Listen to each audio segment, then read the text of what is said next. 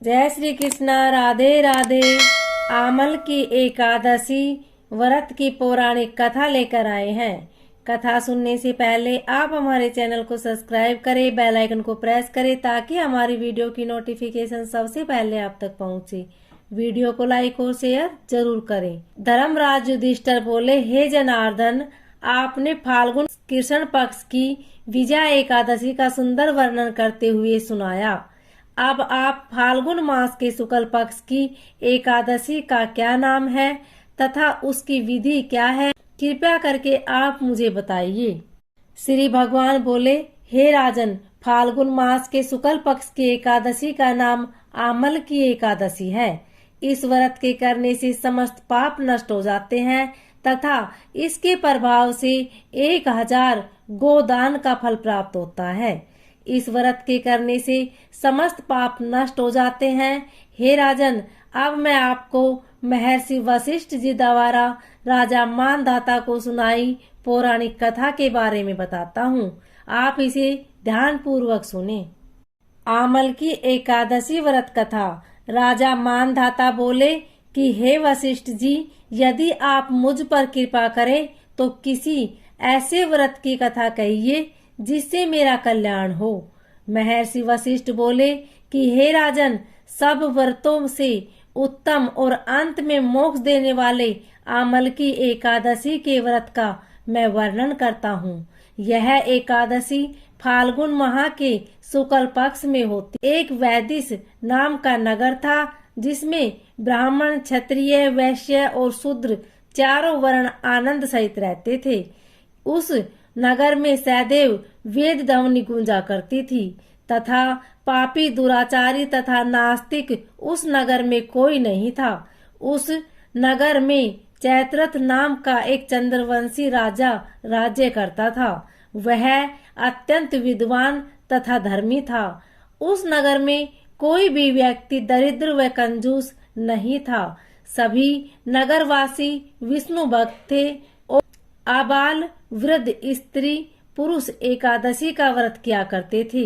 एक समय फाल्गुन मास के शुक्ल पक्ष की आमल की एकादशी आई। उस दिन राजा, प्रजा तथा बाल, वृद्ध सबने हर्ष पूर्वक व्रत किया। राजा अपनी प्रजा के साथ मंदिर में जाकर पूर्ण कुंभ स्थापित करके धूप, दीप, नैवेद्य, पंचरत्न आदि से धात्री आंवले का पूजन करने लगे और इस प्रकार स्तुति करने लगे, हे धात्री, तुम ब्रह्मा स्वरूप हो, तुम ब्रह्मा जी द्वारा उत्पन्न हुई हो और समस्त पापों का नाश करने वाले हो। तुमको नमस्कार है। अब तुम मेरा आदेश स्वीकार करो। तुम श्री रामचंद्र जी द्वारा सम्मानित हो। मैं आपकी प्रार्थना करता हूँ, अतः आप मेरे समस्त पापों का नाश करो। उस मंदिर में सब ने रात्रि को जागरण किया।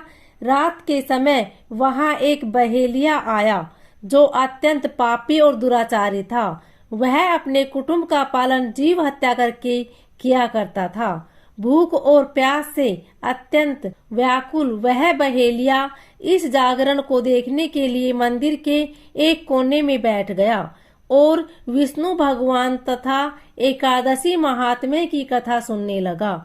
इस प्रकार अन्य मनुष्य की भांति उसने भी सारी रात जागकर बिता दी। प्रातःकाल होते ही सब लोग अपने घर चले गए तो बहेलिया भी अपने घर चला गया। घर जाकर उसने भोजन किया। कुछ समय बीतने के पश्चात उस बहेलिये की मृत्यु हो गई। मगर उस आमल की एकादशी के व्रत तथा जागरण से उसने राजा विदुरथ के घर जन्म लिया और उसका नाम वसुरथ रखा गया। युवा होने पर वह चतुरंगिनी सेना के सहित तथा धन धान्य से युक्त होकर 10,000 ग्रामों का पालन करने लगा।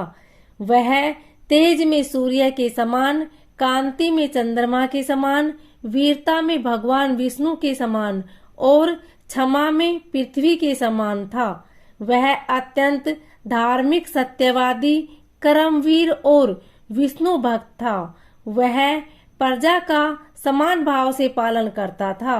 दान देना उसका नित्य कर्तव्य था। एक दिन राजा शिकार खेलने के लिए गया। देवयोग से वह मार्ग भूल गया और दिशा ज्ञान न रहने के कारण उसी वन में एक वृक्ष के नीचे सो गया।